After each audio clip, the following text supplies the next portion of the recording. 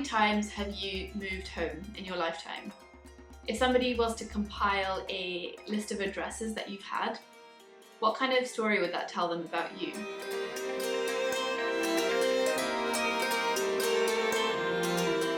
Akademi's moved home 4 times since it began in 1979, and I think it starts to reveal something about the wider South Asian dance history. So if we go chronologically backwards, we know that Akademi is currently at Hampstead Town Hall. We know that before that, Akademi was at 17 Duke's Place, which is now where the place is. But it's before that I'm really interested in, and it's when Akademi was based somewhere called the Commonwealth Institute.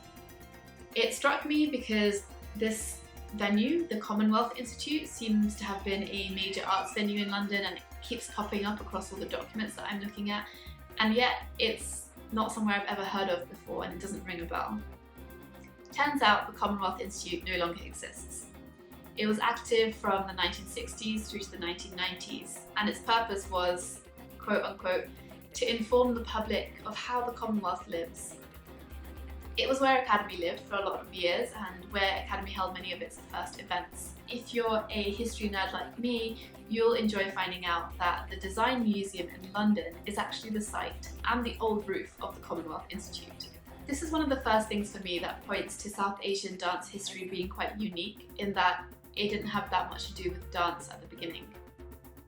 Indian classical dance was a cultural artifact that was being used by both Britain and India to publicly demonstrate a new relationship following the British Raj, and a cooperation relationship that was based on a celebration of culture. So in 1982, the Prime Ministers at the time, who were Margaret Thatcher and Indira Gandhi, collaborated and organised this huge Festival of India. I'm going to show you a newspaper which I found in the archives, which is from 1982. It's the Times Entertainment Guide, and you can see a picture of Tara Rajkumar on the front, who's the founder of Akademi. It's got the listings for the first week of this festival, and I think you'll know what I mean about dance being a cultural artifact when I skim through some of the listings for you. Everything from a biographical exhibition on Jawaharlal Nehru to an exhibition on Indian playing cards. We've got portraits of royalty from 1844 in India. We've got paintings, we've got sculpture, architecture, and of course we've got Indian dance. So it's during this sort of cultural festival that Akademi held their Nritya Sammelan, which was a 10-day mini festival. This is another newspaper clipping from the archives from 1982. It's from a publication called the Festival Review. This seemed to have been a huge success, and one of the events that Akademi organised alongside performances, lecture demonstrations, workshops were some seminars. This contains the transcripts of the speeches that were given at the time, many of which were advocating for more support and funding for Indian classical dance. But I'm particularly intrigued by this seminar because of the title and the premise.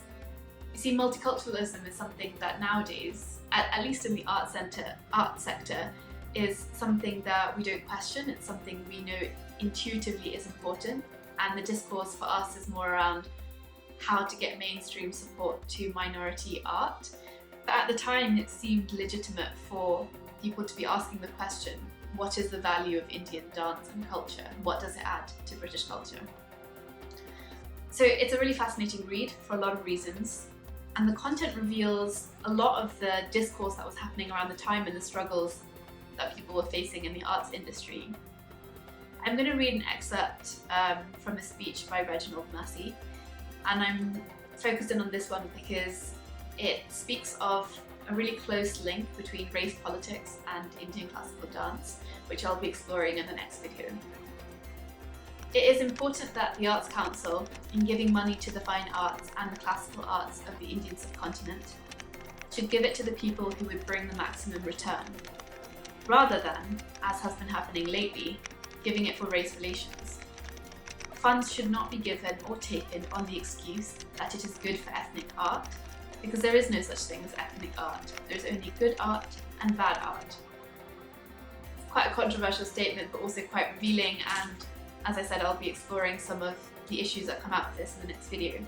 I'm really curious in hearing first-hand accounts, so if you have anecdotes, memories, reflections from this time, maybe you were involved in some of this activity that I've spoken about, please do comment below. Thank you for watching.